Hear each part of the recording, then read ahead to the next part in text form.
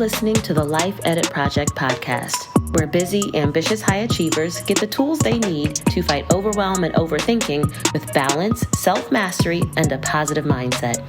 I'm your host, Elizabeth Burrows. I'm serving up bite-sized truth bombs in a judgment-free zone based on my perspective as a life coach, wife, mom, and recovering overachiever. We keep it real over here, which usually means some combination of insightful, entertaining, and a hot mess express. So, if you're looking for perfection, look elsewhere. But if you're still with me, let's dig into this week's episode. Good day, good people. Welcome to episode 20 of the Life Edit Project podcast. This is basically the last episode of season 1 of the show. Y'all, can you believe it? And I say it's basically the last episode because next week, of course, I'll be back, but I'll be doing a season recap. So it's not really, I'm not talking about anything new. Although I guess I kind of will be because I'll be summarizing, of course, what we've talked about in all of the other episodes 1 through 20, but I'll also be pulling out some of the key moments from the season, including talking about some behind the scenes stuff and things that maybe you haven't heard if you've just been listening to the podcast. So next week is going to be a fun episode. I actually have a friend of mine that will be joining me for that conversation. She's been keeping up with the podcast and loving it. And so she has things to say and thoughts about it. And I anticipate that the two of us together, we're going to be doing some laughing and kikiing, and it's going to be big fun. So I'm looking forward to that. But I don't want to rush into next week. I want to just kind of bask here in this moment of reaching episode 20. It feels good. And I have to say, I'm proud of myself for making this happen. And I'm extremely grateful to my growing community of listeners who have been rocking with me. Those of you who showed up when I first started and those of you who have been showing up each week, brand new, it blows my mind. I do want to give a shout out to my listener bay of the week. They have the username LMFletch81, and they left me a 5-star rating and review over on Apple Podcasts, and that review is titled Great Perspective on Self-Care. Here's what they had to say.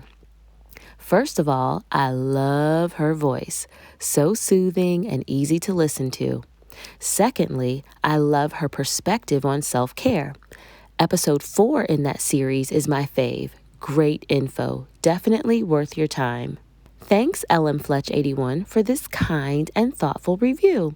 I really appreciate you taking the time to let me know what you love about this show. By the way, in case y'all are new around here, the series that listener is referring to is the 4-part Self-Care Essentials mini-series that I did earlier this season. So I used that series to address 4 different elements of self-care that chronic high achievers tend to struggle with.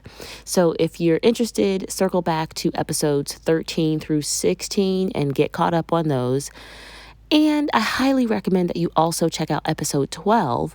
It's kind of a prelude to that series, but in episode 12, I discussed what self-care really is. I gave you my Coach Elizabeth definition, and I also discussed the most common mistakes that I see people making with their self-care. And that was a really good episode. So, remember, I love all of my listeners, but you've got to leave me a 5-star rating and review over on Apple Podcasts if you want to be my listener bay of the week. I've got step-by-step instructions on how to do that over on my website at lifeeditproject.com/podcast if you need help. And of course, I'm always going to put that link in the show notes because I like to make things easy for you. Okay, so that's the housekeeping. Now, I'm really excited to get to the rest of this episode because today I'm responding to 2 questions that came from you, my lovely listeners. So the questions are of 2 very different natures, but I will do my best as always to give you actionable insights for each of them. Before we jump in, I just want to make sure we're clear on how this works. So I invited my audience to ask me anything. Literally, nothing was off limits. I created a simple online form to collect the questions, and I asked the folks who were responding to provide any context or details that they thought would help me give them the most helpful answer. So folks who were sending in questions had the option to stay completely anonymous. They could leave their government name or identify themselves by any other way, whatever their preference might be. That being said, I do want to make it clear that I am working with much less information than I otherwise would be if I were on a coaching call with these same folks. So I'm going to offer the kind of response as I go forward that I think is helpful to the asker, right? The person who sent in the question, but I'm also going to try to give responses that are helpful to everyone who's tuning in. Because here's what I know. If one person is asking a question or struggling with a particular challenge, I know that there are more of you out there who are wondering the same thing and maybe even facing a similar situation. And I want to help all of you. So, last thing before we dive in, just a quick disclaimer. Yes, I am a professional life coach. I have coached well over 100 people individually and dozens more in group coaching sessions. And I get paid for this, right? It is my intent to respond to the questions that I've received as a professional life coach. I'm not responding like one of your little friends, okay? For my part, that means, of course, that there is no judgment coming from me, and also I have no agenda. I don't think that there is something you should or should not do, and so that's not the nature of the advice that I'm offering. What I am going to be doing is offering some tools and insights to help you make your own decision. Regardless, my response to any question that I tackle today does not constitute a formal coaching relationship. Okay? All clear? Get it? Got it good? Well then, let's go.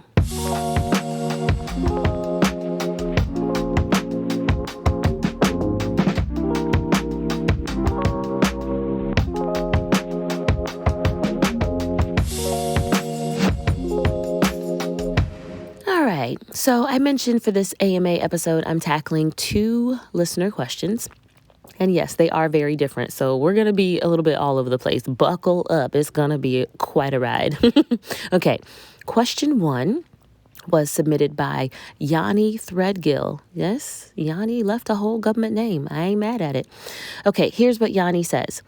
I am looking at starting a podcast and I wanted to get some information on the process and how to get an audience.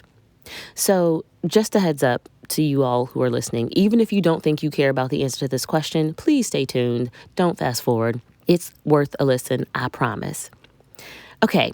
Hi, Yanni. Thank you for this question. This is the very first season of my very first podcast. So what I have to offer you from a personal perspective is rather limited, but I do have a couple of suggestions for you and some food for thought. The first thing I want you to consider is that the quality of the answers you get very much depend on the quality of the questions you ask. And of course, this is a good life lesson. This is not just specific to the process of podcasting. So, Yanni, you didn't give me any details or context to work with. I don't know what kind of podcast you want to start, when you want to start it, or why. So I am going to keep my suggestions pretty generic over here. I am also going to keep this pretty high level because while I do want to answer your question in a practical way, this is not a podcast about podcasting, and so I want to stay relevant. Okay, so from your question, you're essentially asking about 2 different things: how to start a podcast and how to build an audience. So the technical aspect of publishing a podcast and making it available to the public is completely separate from the work of driving people to that podcast and getting them to listen. So I'm going to separate them out. So the basics of the technical side of publishing a podcast is 1, you need a way to record what it is you have to say. 2, you need a way to edit that recording, and editing is optional. You ain't got to do it. 3, you need a place where your podcast will live online, and that's called hosting. And 4, you need a way to upload your recording to the podcast hosting site. Now, that's a real quick and dirty summary of the process of starting and publishing a podcast and making it available. Now, there are thousands of different ways to do each one of those steps. So you're going to have to make some choices. Do a little research to learn and get a better handle on what those options are for each step of that process. And then I suggest that you choose an option for each step that feels simple and accessible to you, because there's no reason to do it the hard way when the easy way will suffice. And yes, that's another life lesson. Write that down if you're taking notes. Now, when it comes to building an audience for your podcast, that's marketing. There are also an infinite number of strategies and tools that you could use to market a podcast.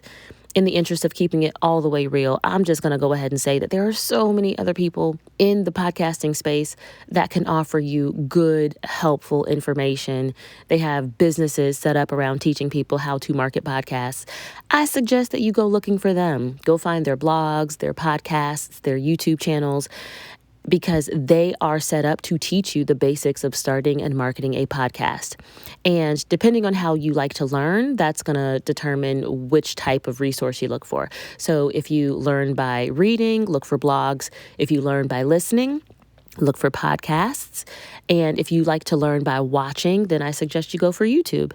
So there's also a crap ton of free information out there, but you could, if you wanted to, invest in learning, and you could get something like a course or even a group coaching program where an experienced podcaster or marketing professional will teach you all the things you need to know and offer you a little more hands-on assistance.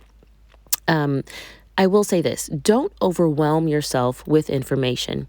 Just pick 2 or 3 experts to learn from, and then get busy implementing what you learn. You can figure it out as you go. Now, I don't have any specific recommendations for you in terms of the how-to resources, like a specific podcast or a specific YouTube channel, but I do suggest that before you go looking for the how, you should first get clear on what it is that you're trying to do, because the what will determine the how. And yeah, that's another life lesson, folks. Anytime you're faced with a decision and you're struggling to figure out how to do something, step back and make sure you're clear on what it is you're trying to get done. Because if you're not clear, it's going to be real easy to be confused and stay confused and to not get anything done. But when you know where you're headed, it's easy to start eliminating the paths that don't get you there. And it's also easier to start taking steps in the right direction. And yeah, remember, folks, even baby steps move you forward, and all forward progress is good progress. So good luck on your podcasting journey, Yanni, and keep me posted on how it goes. Hit me up on Instagram, drop me an email, and just let me know when your show goes live or, when you've made some choices so I can check it out and support you. All right?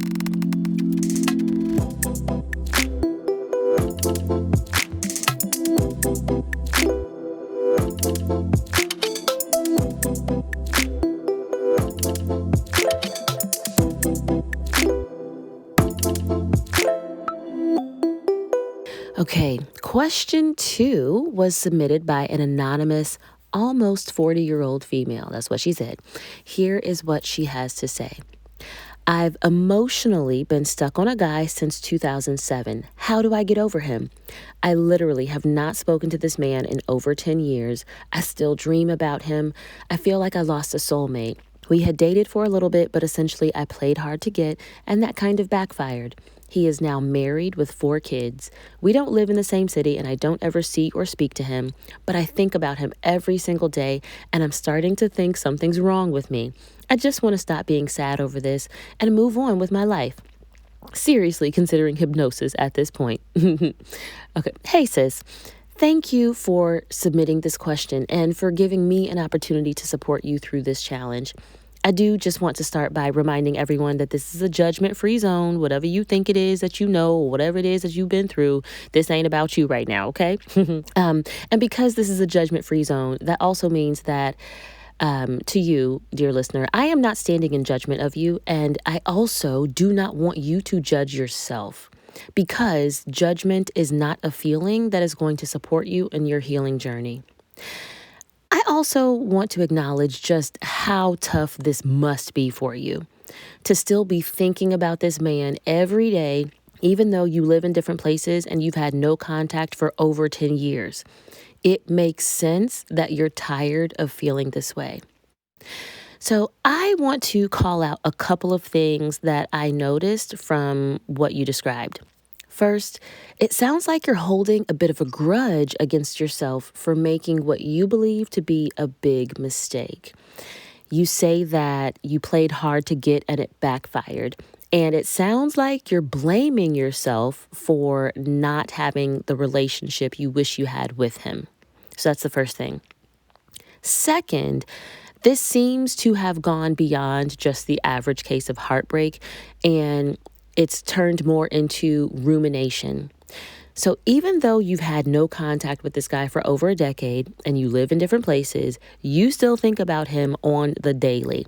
And I'm willing to bet that given the fact that you seem to be blaming yourself for how things didn't work out between you two, the thoughts you have on a daily basis aren't just about how much you miss him, but rather they're focused on what could have been if you had ended up together. That's an important distinction. And third, you believe that you've lost a soulmate. And if that's the reality that you're living in, if that's what your mind accepts as true, it makes sense that it would be very difficult for you to move on. Because if love and love with a soulmate is the goal, you can't see a path forward. So, given these three observations that I've made, here is what I want to offer you. One, you're allowed to release yourself from the burden of the mistake. You don't have to blame yourself for playing hard to get anymore. Instead of focusing on what you did, quote unquote, wrong, try focusing on what you learned instead. You tried a dating strategy, playing hard to get, and instead of it bringing you closer to someone, it pushed you further apart. What did that teach you? And having learned from that experience, how are you going to show up in future relationships? That's the lesson.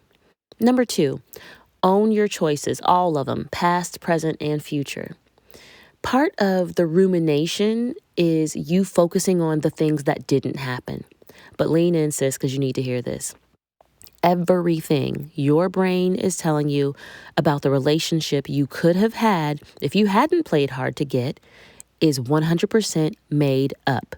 It is literally fiction. The only thing that is certain is what has already happened. You made some choices, and so did he. And things happened, right? But what choices are you making right now that are actively keeping you stuck? Are you checking in on his social media accounts?